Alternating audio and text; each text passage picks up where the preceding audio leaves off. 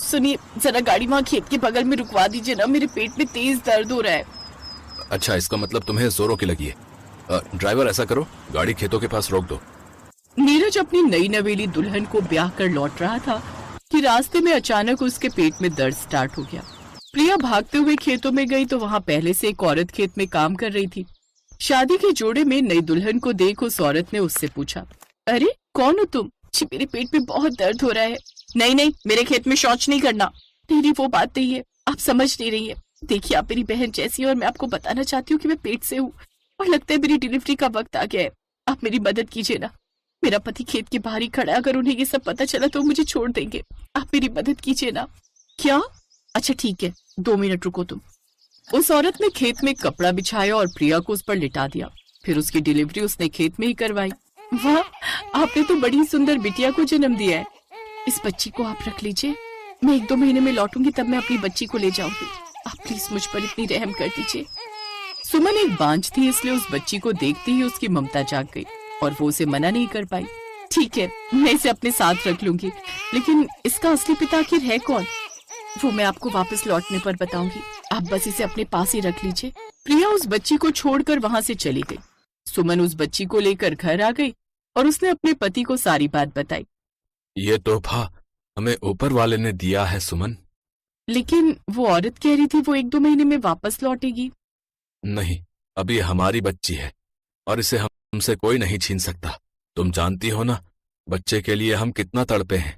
अब मैं इसे खुद से दूर नहीं जाने दूंगा। हाँ, चाहे इसके लिए मुझे अपना ये गांव ही क्यों ना छोड़ना पड़े। अब मदन और सुमन अपना घर और जमीन बेचकर उस बच्ची को लेकर हमेशा हमेशा के लिए उस गांव से चले गए। वहीं 2 महीने बाद प्रिया को अपनी बच्ची की याद सताई और वो खुद से बोली, मुझे अपनी बच्ची की बहुत याद आ रही है, अब मुझे उससे मिलने जाना ही होगा। वो घर से जाने लगी तो, अरे प्रिया, कहाँ जा रही हो? अरे वो अपने गांव में जो नई दुल्हन आई है ना, वो दरअसल मेरे ही गांव की है। नई नहीं है इसलिए उसका भी यहाँ मन नहीं लग रहा, इसलिए उसने मुझे थोड़ी देर अपने घर पर मिलने के लिए बुलाया है। अच्छा ठीक है बहू, तू जा। तू भी ना नीरज बड़ी छानबीन करता है। जा बहू और समय से लौट आना। प्रिया जल्दी से ऑटो कर उस खेत की ओर गई। पास के ही खेत में काम कर रही एक औरत से उसने उस खेत की मालकिन का पता पूछा, लेकिन उसे पता चला कि ये खेत अब किसी और ने खरीद लिया है। क्या? अच्छा, क्या बता सकती है कि जिस औरत का ये खेत था उसका घर कहाँ है? वो सामने जो कच्चा घर दिख रहा है ना, लेकिन वो तो ये गांव छोड़कर जा चुकी है। क्या? प्रिया की आंखों से आंसू बहने लगे। वो खुद को लाचार समझने लगी। अब कुछ बड़ा आ रहा है को वो कभी नहीं देख पाएगी। वो दुखी होकर वापस घर लौट आई तो वहीं दूसरी तरफ सुमन और मदन दूसरे गांव में जाकर झोपड़ी बनाकर रहने लगे। और कुछ महीने बाद उसने फिर से एक बेटी को जन्म दिया। उसने अपनी बेटी का नाम ऋषिका रखा। बच्ची के आ जाने से घर में सभी बहुत खुश थे। ऐसे ही समय बीता। एक रात प्रिया के फोन पर किसी का मैसेज आया जिस पर लिखा था, मेरी बेटी कैसी है, मैं जल्द ही उससे मिलने आऊंगा। अरे प्रिया, ये मैसेज किसका है? कौन है ये आदमी और वो किस बच्ची की बात कर रहा है? ये मेरी बच्ची नहीं है क्या? ये किसी और की है? नहीं नहीं जी, ये आपकी बच्ची है। तो इसके सर पर हाथ रखकर कसम खाओ, ये आदमी तुमसे किस बच्ची के बारे में पूछ रहा है? प्रिया चुप हो गई और उसकी आंखों से आंसू बहने लगे। नीरज को उस पर शक हुआ और उसने उसे घर से निकाल दिया। अब प्रिया के पास रहने के लिए कोई ठिकाना नहीं था।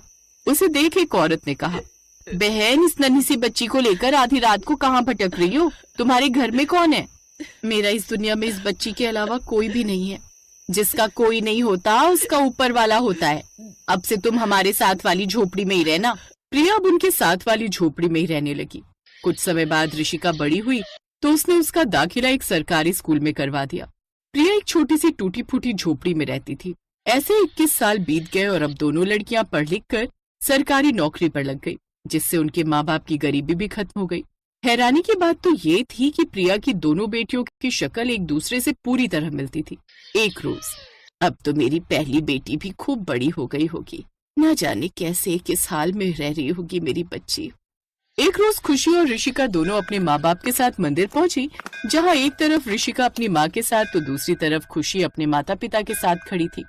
तेरा लाख लाख शुक्र है प्रभु, जो तूने मुझ बांझ को एक संतान का सुख दिया। हे प्रभु, मेरी ऋषिका को खूब तरक्की देना।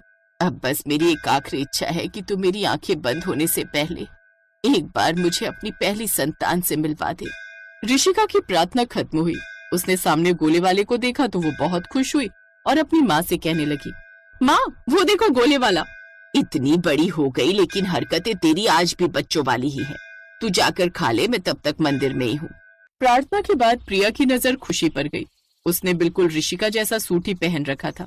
वो दिखने में एक जैसी लग रही थी। ये देखो, इस महारानी को यहाँ खड़े रहकर आराम से पापड़ी खा रही है। चल अब जल्दी से घर चल। कौन है आप और मैं आपके साथ घर क्यों चलूं? ये क्या मजाक है? अपनी माँ से कोई ऐसे बोलता है? चल ना अब। आप क्यों मेरे गले पड़ रही हैं? मैं आपको नहीं जानती, कहा ना मैंने।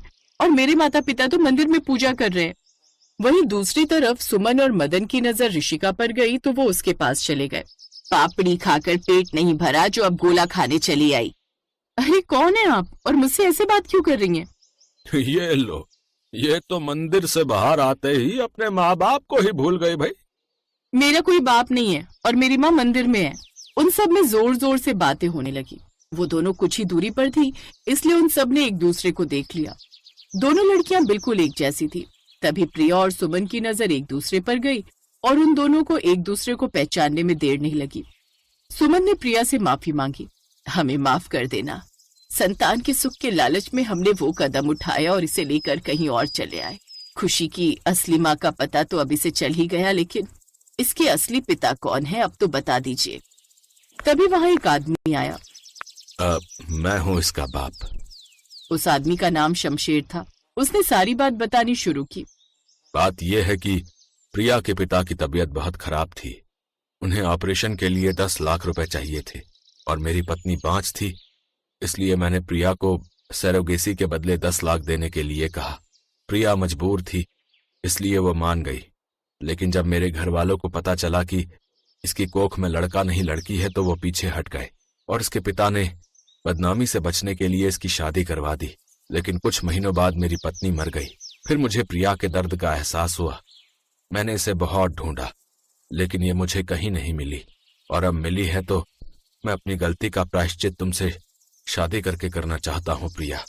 फिर शमशेर ने प्रिया से शादी की और वो तीनों भी एक साथ खुशी खुशी रहने लगे।